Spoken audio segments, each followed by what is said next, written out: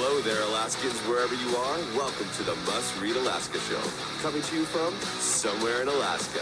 This is the place where we talk about, you guessed it, Alaska. Where we keep the mainstream media on their toes and where we are standing up for what's right in a world run by leftists. You can find out more by heading over to mustreadalaska.com and also checking out the Must Read Alaska YouTube channel for some really great content. But first, let's get this party started.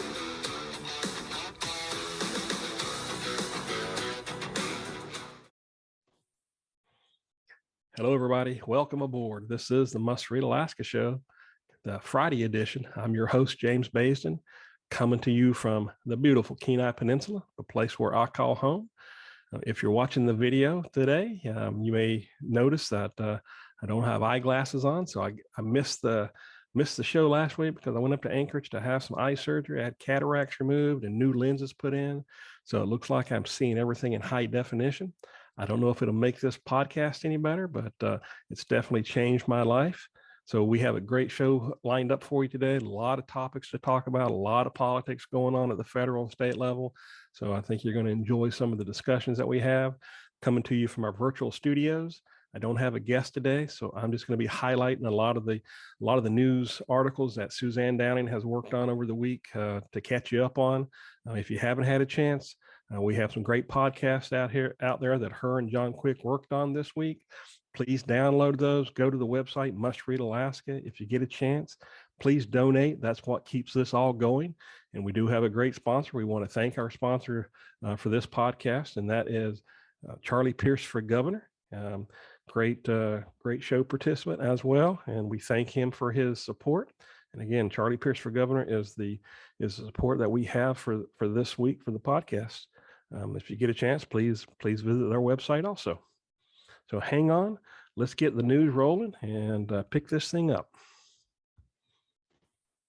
So my first topic today is going to be the Elon Musk and Twitter story, where Elon Musk basically has been probably one of the biggest advocates for online free speech. And you know what? He's very much a libertarian, so I don't think he's Republican or Democrat, but he took to Twitter. He's got over 80 million followers, and him just recently purchasing just about 9% of the company, roughly $3 billion worth of shares. I think that now that he's going to be sitting on the board of Twitter, hopefully we'll see some changes take place there and maybe influence some changes on some of the other social media sites. We all know what we've seen out there when it comes to the fact checkers and how the fact checkers have become political, dealing in the last 2 years of COVID and what used to be misinformation, and how if you were on social media, you mentioned a specific word, it would get taken down as not being true or fact. And a lot of those things that they took down is probably fact today. So I'm hoping that Elon Musk has a big influence on what needs to take place. I mean, you think about any situation to where on social media you could ban a sitting president of the United States, President Trump, who was suspended from Twitter and Facebook, whenever those have become the de facto way that we all communicate. One of the ways that Must Read Alaska communicates to its 27,000 plus subscribers is through all the different social media outlets. You'll see Twitter and Facebook used quite a bit, as well as all the podcasts. And all those podcasts typically are going to be on a cloud platform, such as Amazon's cloud platform, and they all control those spaces. And that's why you've seen social media splinter. And I think the internet, you're going to see things change to where now you've got President Trump who now has Truth Social. You've got Getter, you've got Twitter.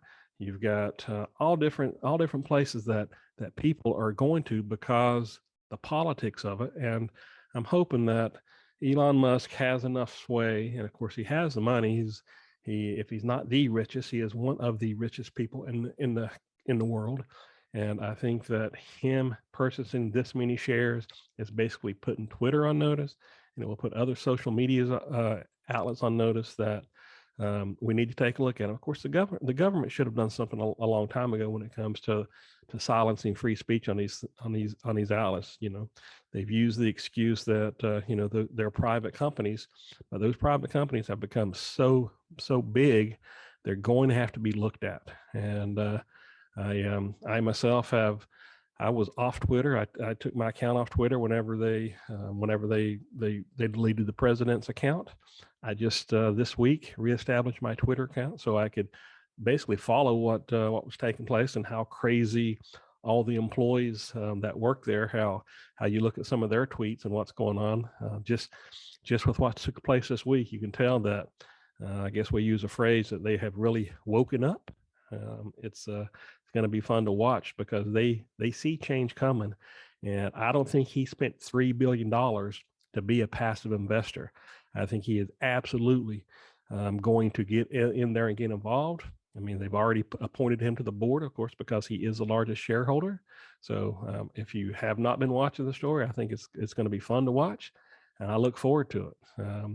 I hate social media, what it's got to. It's so crazy what it's done to this world. I don't think we're ever going to be able to get back to where we were. So that's why I think we're going to have to work on what gets put out there. Look, there's things that I don't like to hear and I don't like to see, but it should be out there. It shouldn't be up to me or the people that agree with me to get rid of it.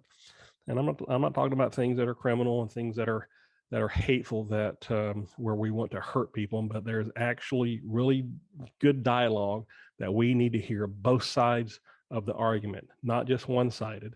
And that's kind of where it's went. And a lot of us know that. So looking forward to it. Hang on and let's see where Twitter ends up at. It's going to be interesting to actually see where they end this thing at.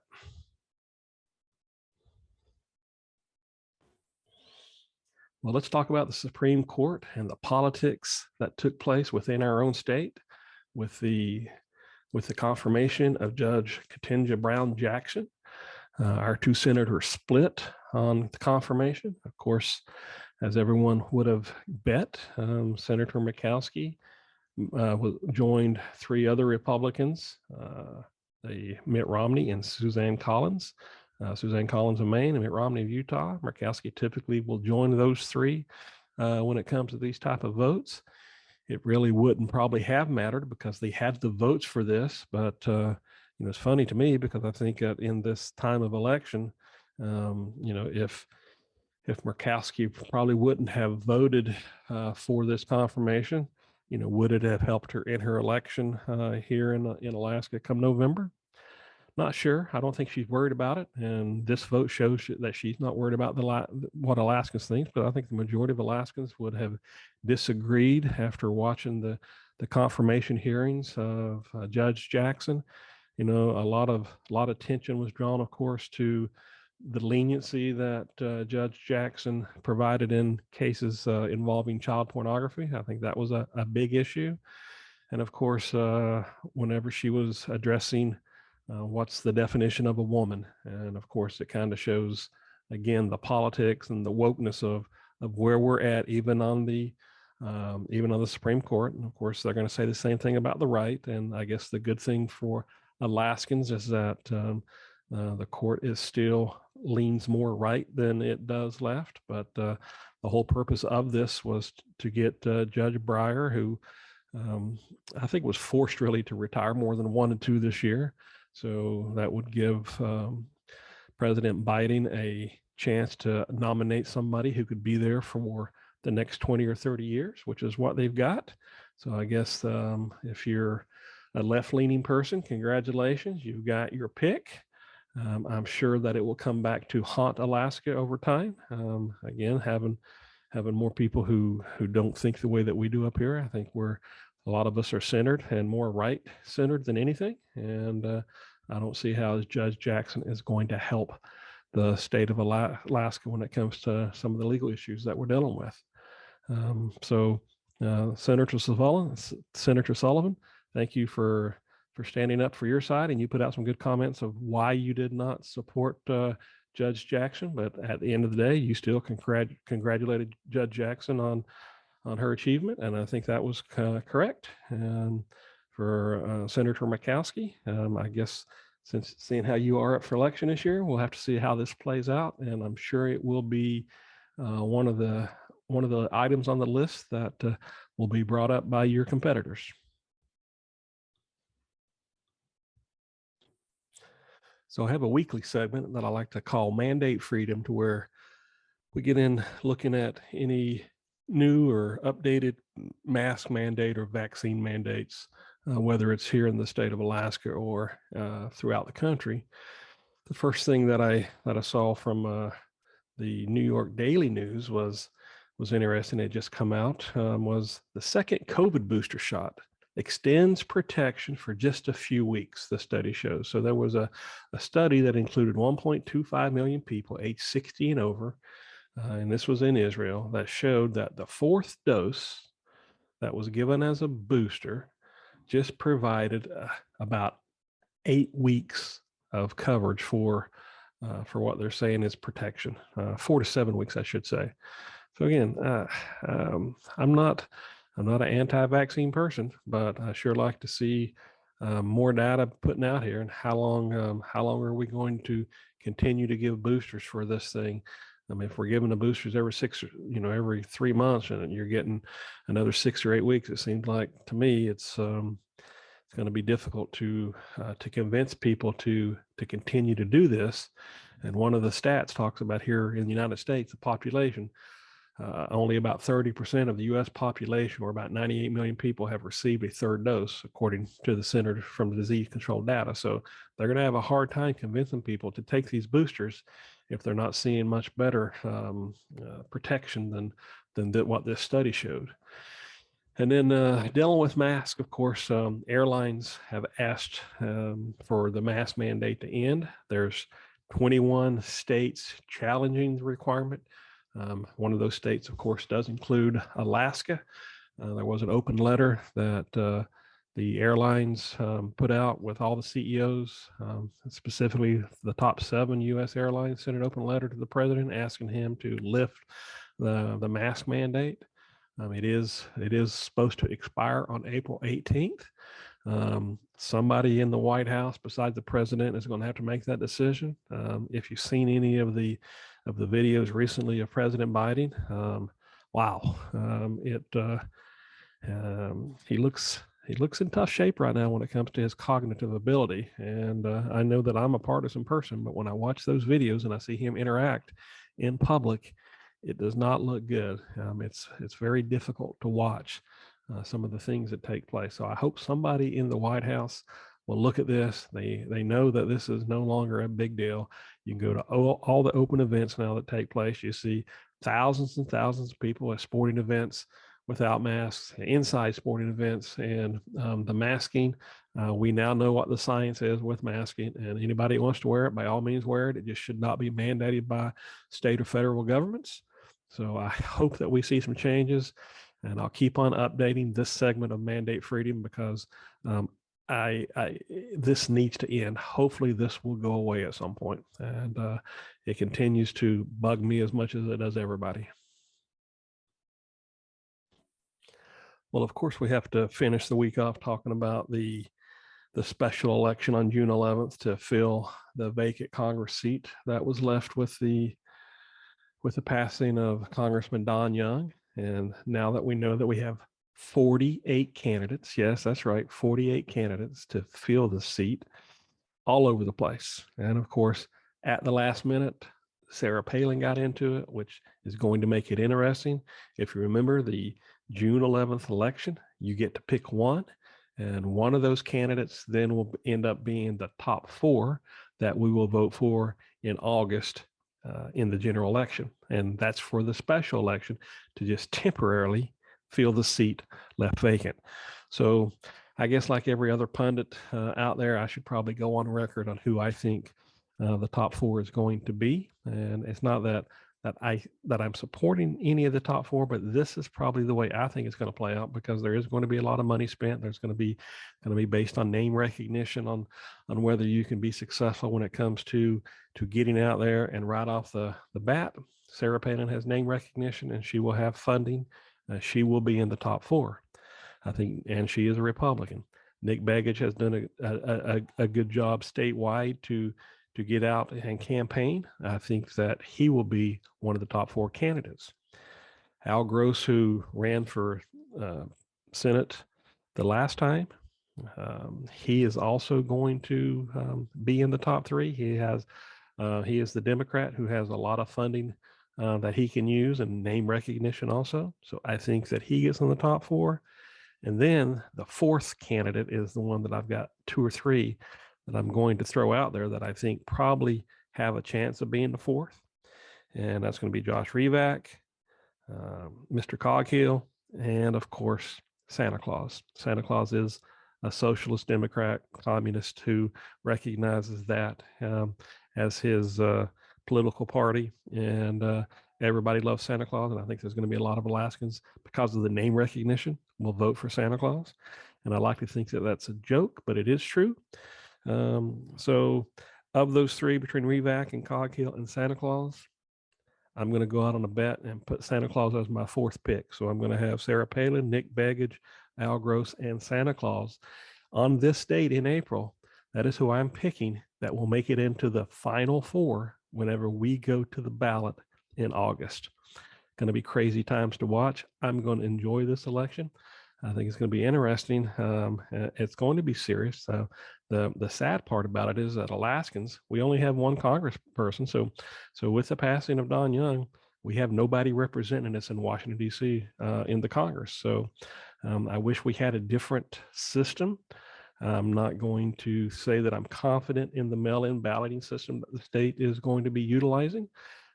They are going to try to make some changes to it. For example, you're going to have an additional signature on there that shows that you are the one who voted whenever you send in your mail-in ballot, but those signatures are not going to have to be confirmed in any way. So that worries me.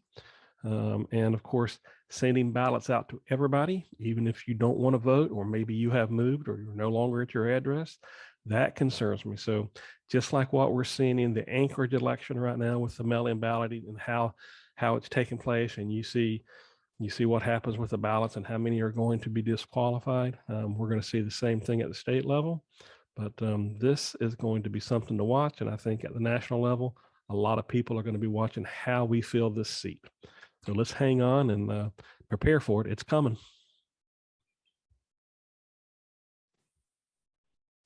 So in this segment, I'm looking at one of the issues that I've talked about over the last few podcasts, and that's the Second Amendment and our right to keep and bear arms, specifically when it comes to carrying concealed. So here in Alaska, we do not have to have a concealed carry permit to carry to protect ourselves or our family. Just recently, about a month ago, Ohio did the same. They passed a law that was signed by the governor that Ohioans do not have to go out and ask the government to carry concealed.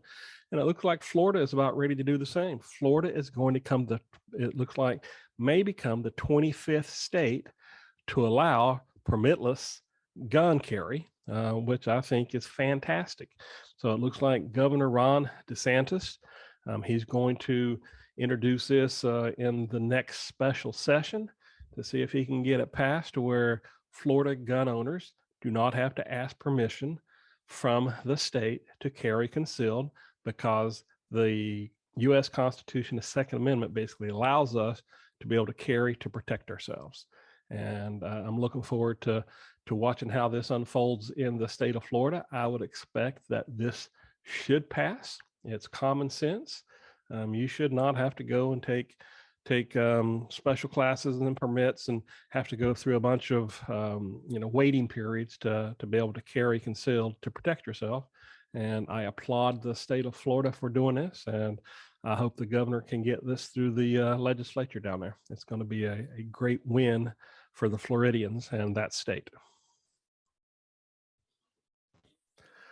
So I guess looking at politics in the big city of Anchorage, the biggest city that we have here population-wise in the state. And it looks like with the recent election that took place, not a lot of changes at the Assembly and School Board, which is surprising when you think about what took place here over the last 2 years when it comes to the Liberal Assembly pretty much closing down the city for long stretches of time when it comes to the COVID and vaccine issues that took place. And when you look at the school board and how they decimated the education that the children were receiving in Anchorage, and how long they kept the schools closed and stayed at distance learning and kept the kids in masks just until recently, so for almost 2 solid years.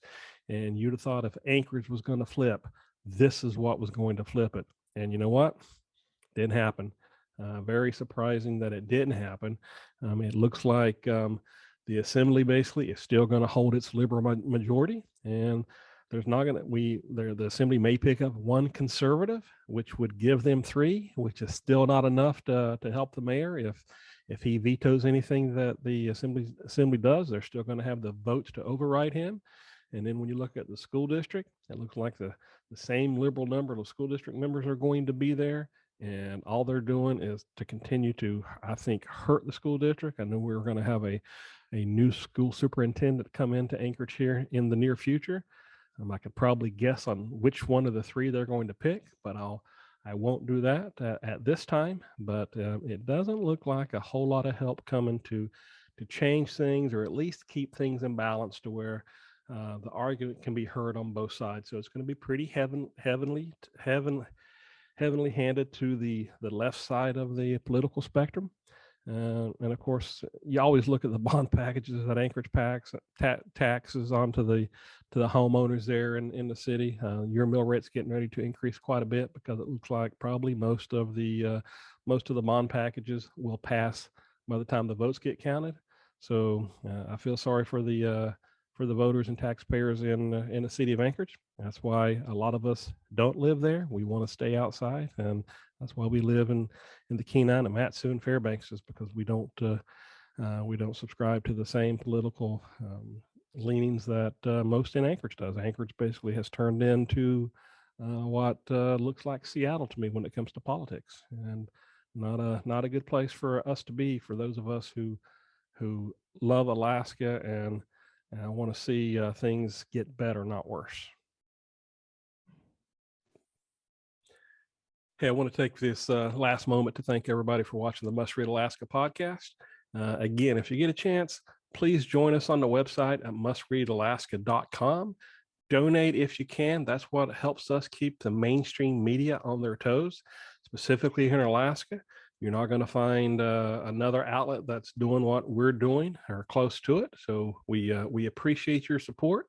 You can find us on all the different social medias and all the different podcasts that push out, whether it's on Google or Apple. Please look for us, and get ready to join John Quick and Suzanne Downing again next week. They'll start the week off with the podcast. And finally, we want to thank our sponsor again, and that is Charlie Pierce for Governor. Thank you for your sponsorship. Everybody, I hope that you have a wonderful weekend here in Alaska. Enjoy the spring weather. It's coming quickly. The days are getting longer and the sun is getting brighter.